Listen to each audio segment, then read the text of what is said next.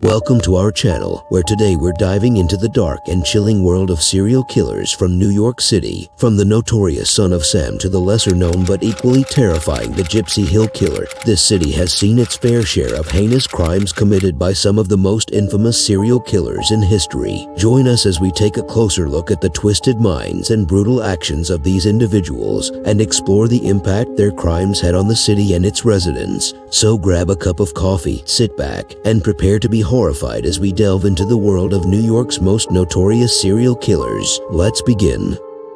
1. David Berkowitz. David Berkowitz, also known as the Son of Sam, was a serial killer who terrorized New York City in the 1970s. He killed 6 people and injured several others with a .44 caliber revolver. His first known murder was in the summer of 1976, and he continued to kill and wound victims until his capture in August 1977.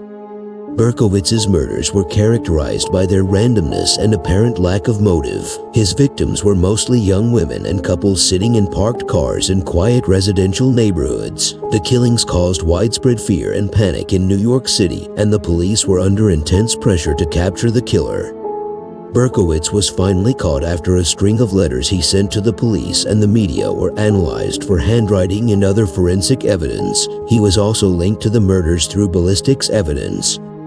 In 1978, Berkowitz pleaded guilty to the murders and was sentenced to 365 years in prison. He later claimed that his killings were commanded by a neighbor's dog, which he believed to be possessed by a demon, hence the nickname Son of Sam. However, there is no evidence to support this claim.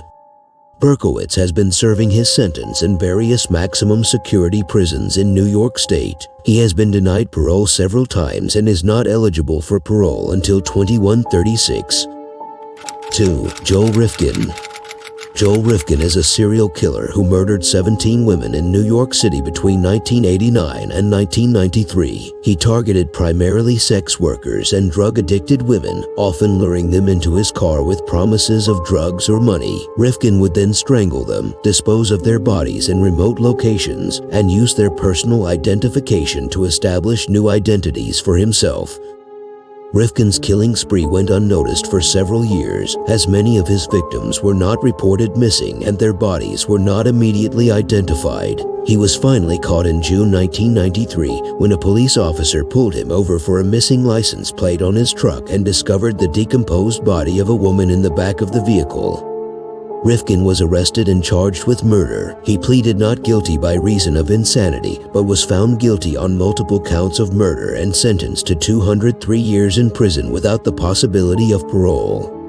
Rifkin has been serving his sentence at the Clinton Correctional Facility in Dannemora, New York. He has been denied parole multiple times and is not eligible for parole until 2197.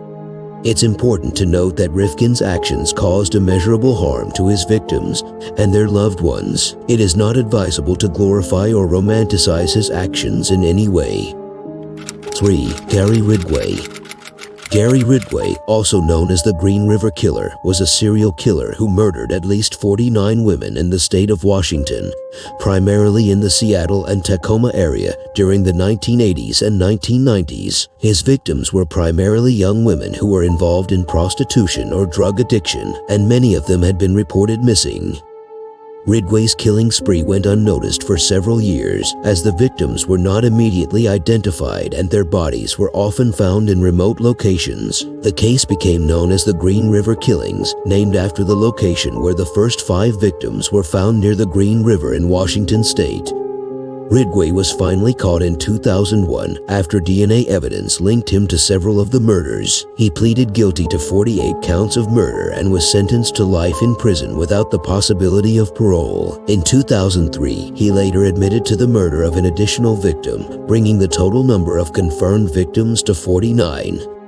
Ridgway's arrest and conviction brought some closure to the families of his victims, but it also highlighted the challenges and failures of the initial investigation, which had been hampered by poor communication and coordination among different law enforcement agencies.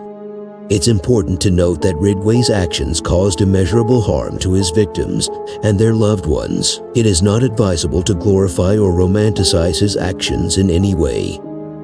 4. Robert Shulman. Robert Shulman, also known as the Gypsy Hill Killer, is a serial killer who murdered 5 women in the late 1970s in New York City. His victims were all young women between the ages of 18 and 25, who were killed in a similar manner and found in the same general area, leading authorities to believe that the murders were the work of one individual. Shulman's killing spree went unnoticed for several years, as the victims were not immediately identified and their bodies were found in secluded areas. His case was not connected to the others until years later, when DNA evidence linked him to the murders. Shulman was arrested in 2011 after DNA evidence from a discarded cigarette linked him to the murders. He was charged with 5 counts of murder and pleaded guilty to all 5 in 2012. He was sentenced to 5 consecutive life sentences without the possibility of parole. It's important to note that Shulman's actions caused immeasurable harm to his victims and their loved ones. It is not advisable to glorify or romanticize his actions in any way. 5. Arthur Shawcross. Arthur Shawcross murdered 11 women in New York State in the late 1980s and early 1990s. His victims were primarily prostitutes and transients, whom he would lure to secluded areas where he would rape and kill them. Shawcross would often return to the bodies to engage in necrophilia and sometimes cannibalism. Shawcross had a prior criminal history before his killing spree. He was convicted of manslaughter for the deaths of 2 children in 1972. He served 14 years in prison and was released in 1987. Shawcross's killing spree went unnoticed for several years, as the victims were not immediately identified and their bodies were found in remote locations. He was finally caught in 1990 after being caught in the act of disposing of a victim's body by a police officer. He was subsequently identified by several witnesses and was found guilty of 10 counts of murder and 1 count of attempted murder. He was sentenced to 250 years in prison without the possibility of parole. 6. Richard Cottingham. Richard Cottingham, also known as the Torso Killer, is a serial killer who murdered at least 6 women in New York City and New Jersey in the 1970s. His victims were primarily young women and most of them were found dismembered, leading authorities to nickname him the Torso Killer. He would abduct his victims, subject them to prolonged sexual torture before killing them, and would then dismember their bodies. Cottingham's killing spree went unnoticed for several years, as the victims were not immediately identified and their bodies were found in remote locations. He was finally caught in 1979 after being arrested on an unrelated charge. He was subsequently identified by several witnesses and was found guilty of 6 counts of murder and 1 count of attempted murder. He was sentenced to 6 consecutive life sentences without the possibility of parole. 7. Richard Speck. Richard Speck was a serial killer who murdered 8 student nurses in a dormitory at South Chicago Community Hospital on July 14, 1966. He broke into the dormitory with the intention of robbing the nurses, but instead he sexually assaulted and killed 8 of the 9 student nurses present. The only survivor, Corazon Amuro, managed to hide under a bed and was later able to identify him as the perpetrator. Speck was arrested the following day after being recognized by a police officer while attempting to buy alcohol with a stolen ID. He was subsequently identified by several witnesses and was found guilty of murder. He was sentenced to death, but his sentence was commuted to life in prison after the United States Supreme Court ruled that the death penalty was unconstitutional at the time. Speck died in prison of a heart attack on December 5, 1991. He never expressed remorse for his actions, and his case continues to be remembered as one of the most brutal and senseless mass murders in American history. 8. Vincent Johnson.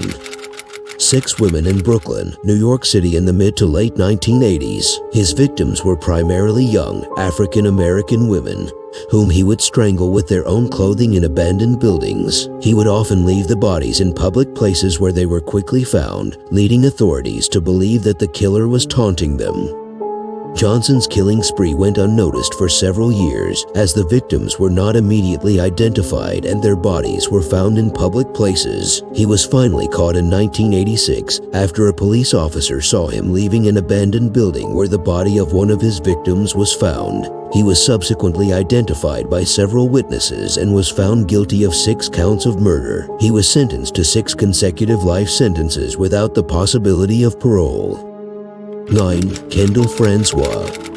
Kendall Francois, also known as the Poughkeepsie Killer, was a serial killer who murdered 8 women in Poughkeepsie, New York between 1996 and 1998. His victims were primarily young, African-American women, whom he would lure into his car and then take to his family home, where he would sexually assault and kill them. He would then stuff the bodies in the attic of his home. Francois' killings went unnoticed for several years, as the victims were not immediately identified and their bodies were hidden in his home. He was finally caught in 1998 after police investigating the disappearance of one of his victims obtained a search warrant for his home. They found the remains of 8 women in the attic.